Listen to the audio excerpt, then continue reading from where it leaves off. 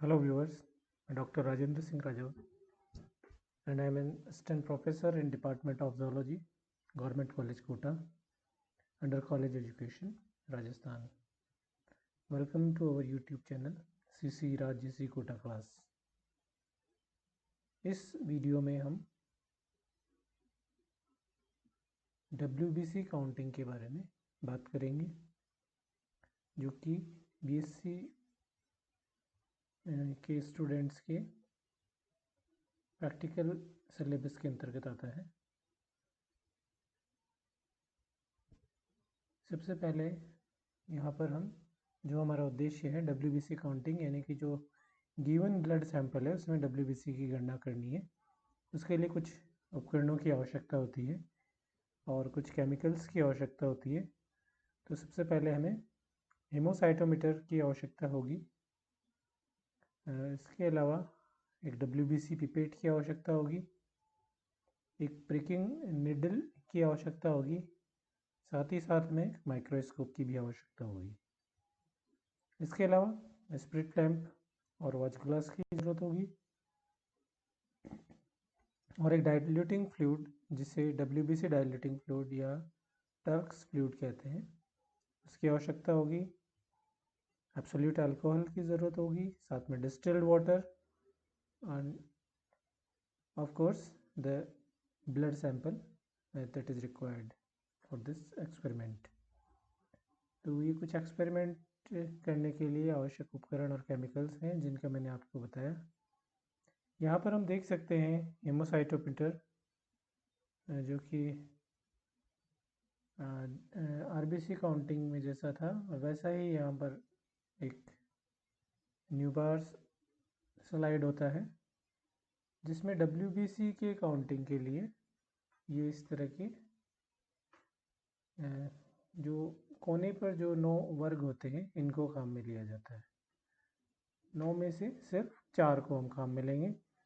9 वर्ग टोटल इस एक काउंटिंग चैम्बर में होते हैं और इस दूसरे में भी 9 होते हैं। तो यहाँ पर हम एक काउंटिंग चैम्बर को ये इस तरह से दर्शाया गया है और इसमें 9 में से सिर्फ 4 जो वर्ग है यहाँ पर इनको हम काम में लेंगे जो कि कोनों पर होते हैं जिनमें W लिखा हुआ है, that is for counting of WBC।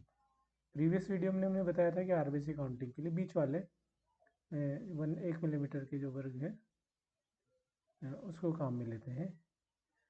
इसको अगर हम यहाँ पर बात करें, ये यहाँ पर WBC के लिए इसी को हम काम में लेंगे जिसमें कि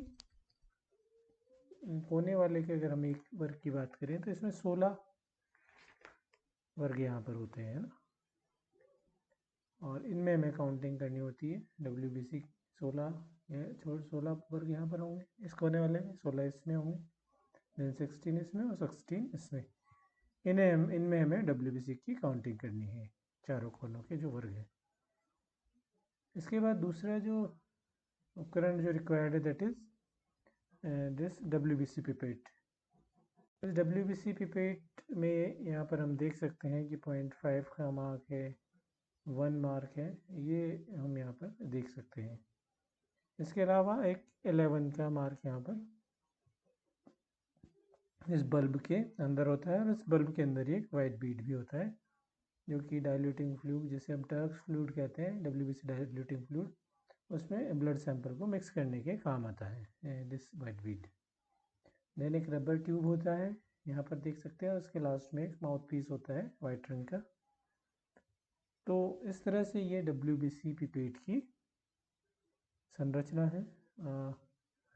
इस WBC पिपेट में WBC गणना के लिए इस 0.5 के मार्क तक ही रक्त को खींचा जाता है तथा इस 0.11 के मार्क तक WBC डाइल्यूटिंग फ्लूइड जिसे टर्क्स फ्लूइड कहते हैं इसको भरा जाता है, जिससे रक्त जो है 20 गुना तनु हो जाता है। तो ये इस प्रकार दो इम्पोर्टेंट स्लाइड्स यहाँ पर काम आती हैं। एक स्लाइड जिस न्यूबार स्लाइड या WBC काउंटिंग स्लाइड यहाँ पर हम कह सकते हैं, और दूसरा WBC पिपेट।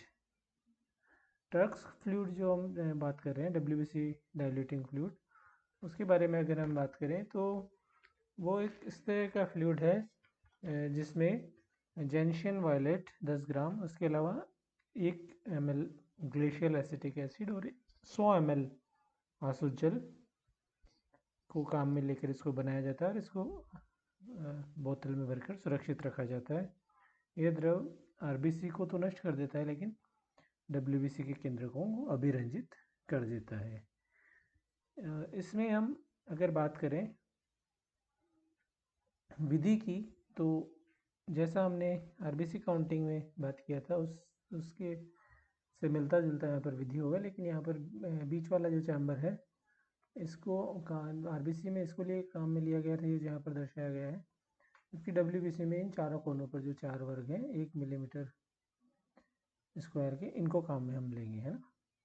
तो अगर हम बात करें सबसे पहले हेमोसाइटोमीटर की जो गणना स्लाइड है और कवर स्लिप को साफ जल से धो करके उसको सुखा लेते हैं। उसके बाद डब्ल्यूबीसी पिपेट को पहले H2O2 से, उसके बाद अल्कोहल से और फिर ईथर से साफ कर करके सुखा लेते हैं। तो पहले H2O2 से साफ करेंगे डब्ल्यूबीसी पिपेट को, उसके बाद अल्कोहल से और फिर ईथर से साफ करेंगे और देन उसके बाद ड्राई करेंगे। उसके बाद ब्लड सैंपल लेंगे, जैसा कि हमने बताया था कि मिडिल फिंगर में एक निडल से प्रिक करेंगे और उस ब्लड सैंपल को डब्ल्यूबीसी पिपेट में 0.5 के चिन्ह तक, जो हमने यहाँ पर बात किया था, ये 0.5 के मार के यहाँ तक खींचते हैं और ध्यान रखते हैं कि इसमें बुलबुला ना आए हवा का। उसके बाद शीघ्र ही इसमें तुरंत डब्ल्यूबीसी डाइल्यूटिंग फ्लूइड, जिसे टर्क्स फ्लूइड कहते हैं, उसको 11 के चिन्ह तक खींचते हैं, जिससे कि ब्लड 20 गुना तनु हो जाता है। आरबीसी काउंटिंग में वो 200 गुना तनु होता है, लेकिन यहाँ पर डब्ल्यूबीसी काउंटिंग में सिर्फ 20 गुना तनु होता है। उसके बाद धीरे धीरे इस पिपेट को घुमाते हैं जिससे कि डाइल्यूटिंग फ्लूइड और ब्लड सैंपल आपस में मिक्स हो जाए और अच्छी तरह से मिल जाने के बाद पिपेट की जो केशिका है, ये आगे वाला भाग है, इसमें भरे हुए द्रव को फूंक मारकर बाहर निकाल देते हैं, जिससे कि डाइल्यूशन सिर्फ 20 गुना ही रह जाए। इसके बाद साफ की गई जो काउंटिंग स्लाइड है, इसके चैम्बर में, काउंटिंग चैम्बर पर कवर स्लिप रखकर इस पिपेट में जो मिक्सचर है ब्लड और टर्क्स डाइल्यूटिंग फ्लूइड का, उसको कैपिलरी अट्रैक्शन मेथड द्वारा काउंटिंग चैम्बर में, ये जो काउंटिंग चैम्बर है यहाँ पर प्रविष्ट कराते हैं। अब इस जो काउंटिंग स्लाइड है, जिस न्यूबार स्लाइड कहते हैं, इसके काउंटिंग चैम्बर को माइक्रोस्कोप के लो मैग्नीफिकेशन पावर पर रखकर इसको देखते हैं, जहाँ पर ये इस तरह का हमें जो चारों कोण हैं इन वर्गों को देखना है, फोकस करना है और इनमें उपस्थित 16 वर्गों में डब्ल्यूबीसी की काउंटिंग करना है। 16 प्रत्येक चारों कोनों के जो 1 वर्ग मिलीमीटर के जो वर्ग हैं इनमें होते हैं और यहाँ पर जो ब्लड है वो 20 गुना डाइल्यूटेड होता है। उसके बाद जब काउंटिंग कर लेते हैं इन चारों कोने के वर्गों में, तो उसके बाद इसकी गणना के लिए हमें जो है फार्मूला यूज़ करना है। तो उस फार्मूले को यूज़ करने के लिए हमें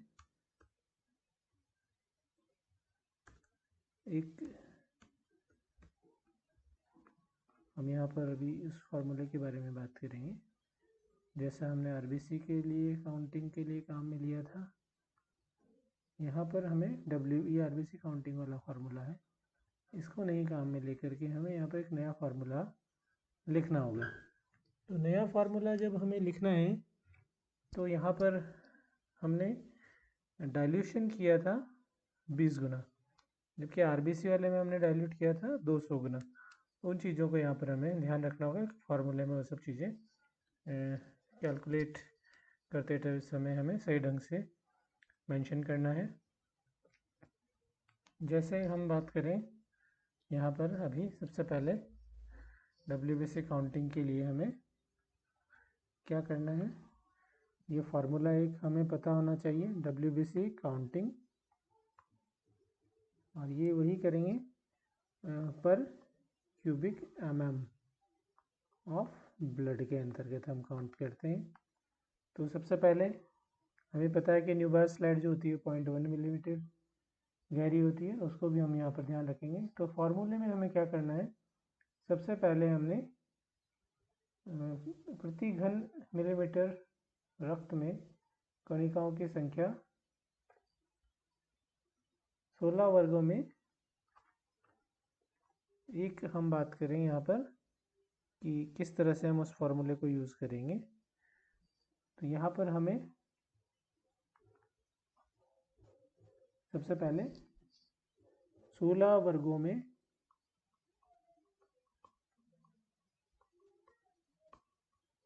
काउंटेड WBC, ठीक है, 16 वर्गों में हमने काउंट किया। उसके बाद हमें इंटू 20 क्यों, क्योंकि डाइल्यूशन किया था हमने 20 टाइम्स डाइल्यूटिंग फ्लूइड मिला करके, और इंटू 10 किस लिए, इंटू 10 इसलिए कि यहाँ पर हमें 1/10 mm का न्यूबार स्लाइड होता है, तो उसको 1 में कन्वर्ट करने के लिए हमें 10 से मल्टीप्लाई करना होता है, ताकि पर क्यूबिक mm ब्लड में हमें WBC का काउंट मिल सके। यह फार्मूला हमें काउंट यहाँ पर ध्यान रखना है कैलकुलेशन जब हम करते हैं। So this is the formula.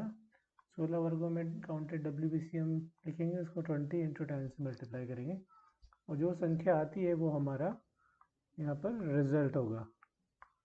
तो हम रिज़ल्ट जो सामान्यतः जो हमारा आएगा वो हम यहाँ पर लिखेंगे, लेकिन अगर हम नॉर्मली बात करें तो जो WBC की संख्या होती है वो होती है 6000 to 8000 पर क्यूबिक mm ऑफ ब्लड। तो यहाँ पर हम जो आंसर लिखेंगे इस तरह से लिखेंगे कि दिए गए रक्त के जो नमूने हैं, सैंपल है, उसमें WBC की संख्या और उसके बाद जो भी संख्या आती है 6400 या जो भी पर क्यूबिक mm ऑफ ब्लड, हमें इस तरह से आंसर वहाँ पर लिखना है।